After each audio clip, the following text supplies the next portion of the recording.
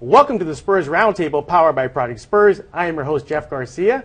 And, well, it's been quite some time, so why don't we just dive right into this? And besides, look at these new digs. I mean, this is gorgeous now. But, of course, I'm joined alongside Project Spurs' own Chelsea Torres and the new girl on staff, Mariah Medina. Welcome. Ladies, Spurs started off kind of rocky, you know, not looking Spurs-like since winning the NBA championship. They had a rough December, losing record in the Tim Duncan era. So the question is it time to hit the panic button, considering we're playing in a very competitive West? Chelsea? I don't think it's time to hit the panic button. I've said this before, it's still kind of early in the season. You know, we've only gone about third way of the season. We still have a lot more to go. We're shorthanded, and not because we've been shorthanded, a lot of the guys have been playing a lot of minutes, such as Tim Duncan, playing an average 35 minutes per game in December.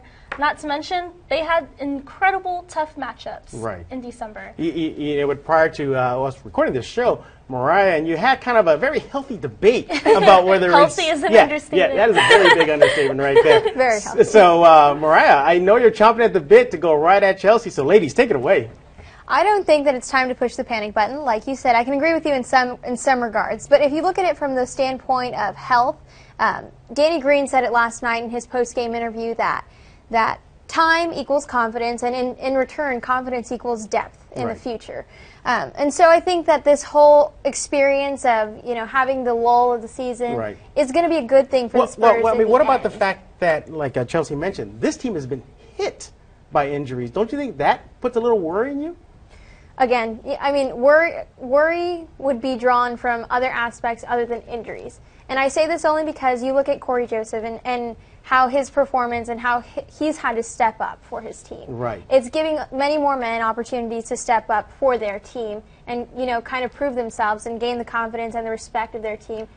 Right, you brought it up, that tough stretch. I mean, they were playing against the best of the best. I mean, honestly, the West right now, given is the best in the league. The West is the best. And I think because of the hard-hitting teams such as the Grizzlies, the Rockets, especially with the new addition of Josh Smith, Mavs with Rajon Rondo now, those to me are some big threats. And because of that, I don't know if necessarily Spurs should be hitting the panic button, but I think with January having kind of more, I've looked at the schedule and it's a little bit of an easier matchup this month. But with Kawhi still out, I mean, luckily Patty Mills is back. I know Tony is just resting right now. But I think with Manu and Tim Duncan playing so many minutes in December, they're going to have to rest a little bit more. And the good thing about this is that, look, every West team has to play each other. The Spurs are not going to be the only team that have to go through this gauntlet that they just went through. The good news is they got it early in the season. So you're looking at teams like you mentioned, the Memphis, the Grizzlies, the Warriors, the Rockets, the Mavs. They're going to have to do exactly what the Spurs did down their stretch. So if there's any silver lining in this gauntlet they just went through, what would it be? It'd be definitely that the rest of the season isn't going to be that difficult. I mean, God bless them. Yeah. That and then health, of course. I mean, as long as we can stay healthy and as long as the guys can come back within playoff time or even just the rodeo road trip, then we'll be fine. Right. You know, I think the Spurs will be okay. Yeah, but that leads to the question, are they still the team to beat? They are the defending champions. They're trying to do something they've never done, is repeat as the title holders. You mentioned the Warriors. There's also the Grizzlies, the Clippers, the Mavs, the Rockets, just the Western Conference. It's all it is. It's just the Western Conference. But are they still the team to beat? I wouldn't say the team to beat. Rather, I would say the team to be.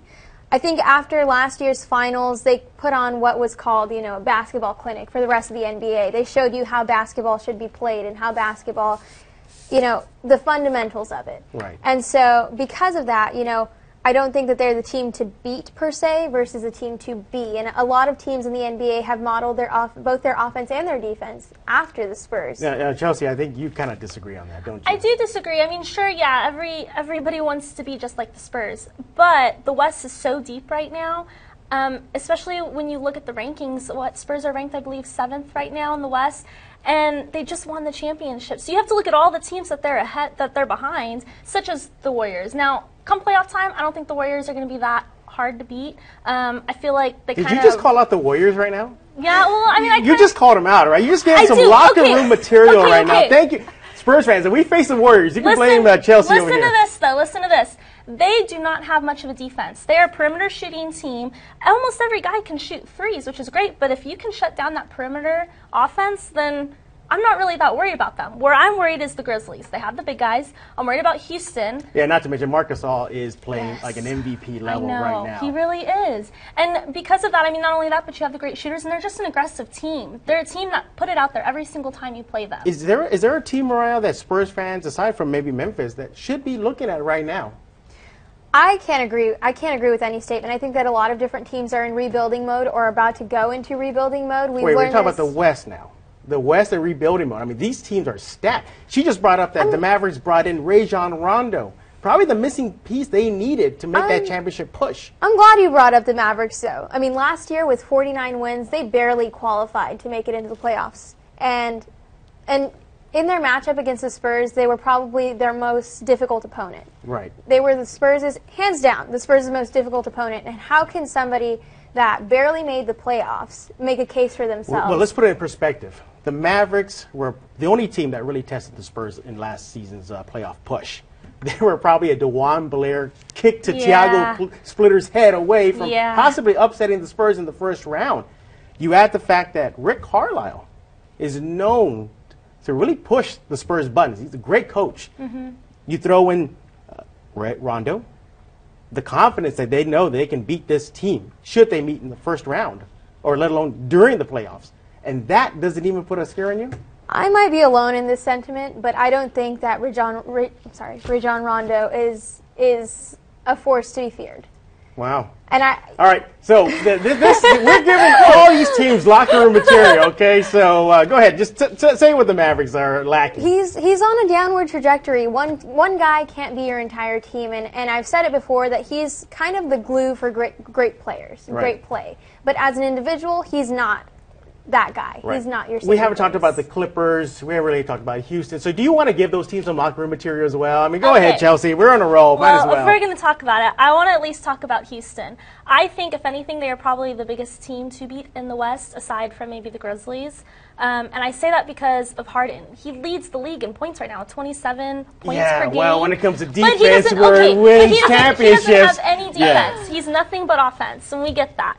But the fact that they have Josh Smith now, that just adds a whole other element to their team. Plus, I'm laughing inside right now when you say Josh Smith and his shot selection. I know. But then we have Dwight Howard for Houston, you know, and he always gets rebounds. Right. And I think just with that alone, just because of the personnel that they have on their team, they're going to be a bigger team to beat. Well, here's food for thought. We're talking about the postseason already, and we're not even halfway through the season. That just tells you exactly how deep this Western Conference is. I mean, from 1 through 7. Let's put it this way. If you're the Warriors or the Clippers or Memphis, who has the #1 seed or the #2 seed, imagine your first-round opponent being either the Thunder or the Spurs. That is just how deep this Western Conference is.